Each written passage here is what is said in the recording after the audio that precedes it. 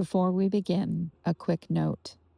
This chapter and everything you hear are my original writing and lived experience. Please don't copy or repurpose this work without permission. Thank you for honoring the field.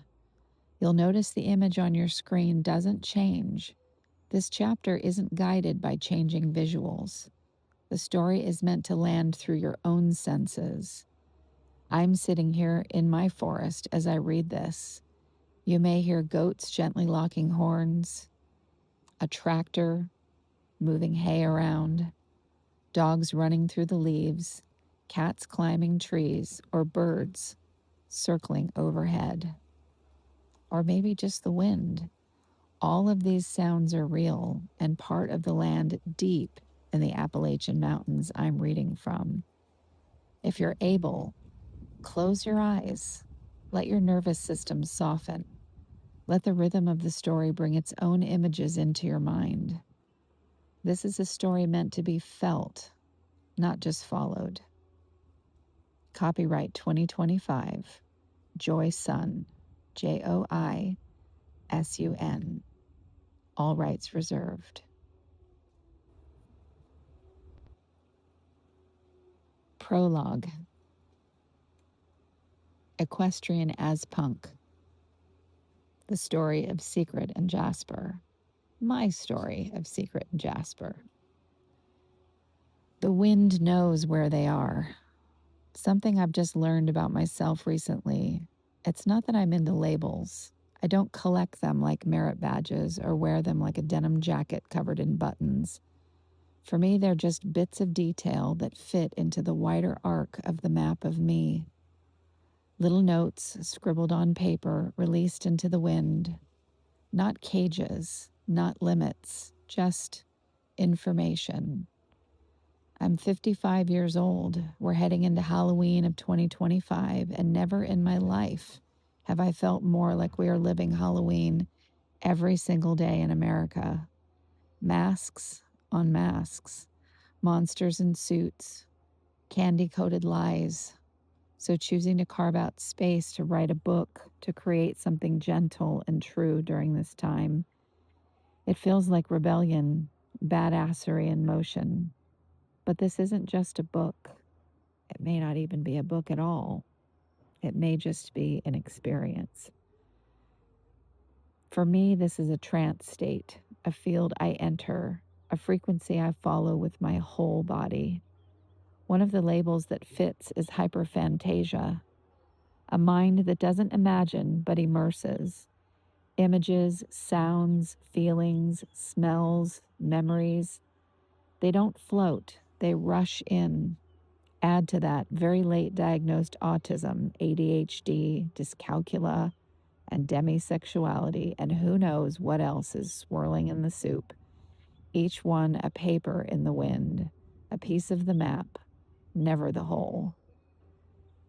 I imagine those little papers flying from where I sit now across the ridge lines of Appalachia all the way to a place called Rose Hill in Michigan. That's where my horse Secret and my donkey Jasper now live. A Shangri-La of human need, a mental health center, a place where people come believing they are broken and leave knowing they were never broken at all. That's where Secret and Jasper live out their days now. But my story with them didn't end when I let them go. I still feel them, still know them. Secret especially. She comes to me in sensation, in a knowing that moves straight through my chest.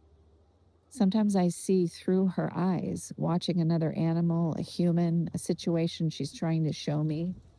Other times I just feel her there, weighty, urgent, protective.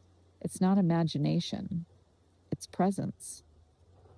And Jasper doesn't send images, only feeling, stillness, structure, a field of quiet strength that somehow always arrives through her, as if she translates him for me, as if they still move as one.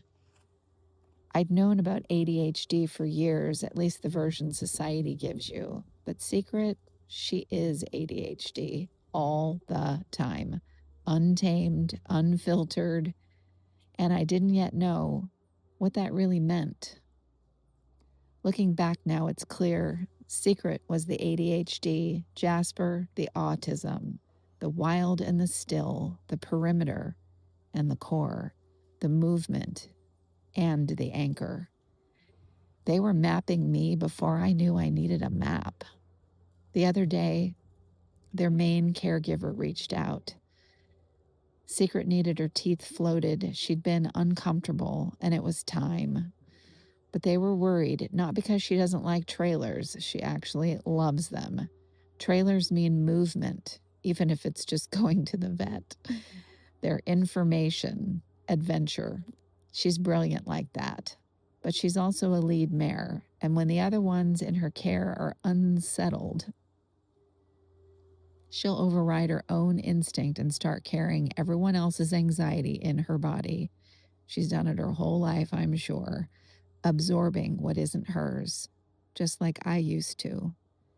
So when they called, I tapped right in. I haven't seen her in person in over 3 years, but I didn't need to.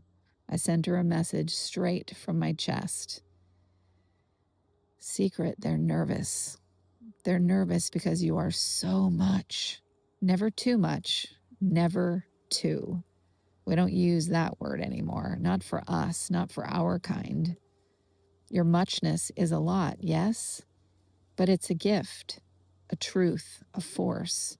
And right now, that force is needed in a different way.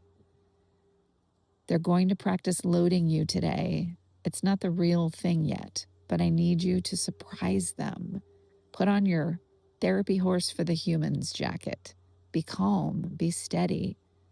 Show them how you can bend just for a little while, just long enough to make them feel like maybe the world isn't quite so scary. You're doing it for them like you always did for me. And I love you.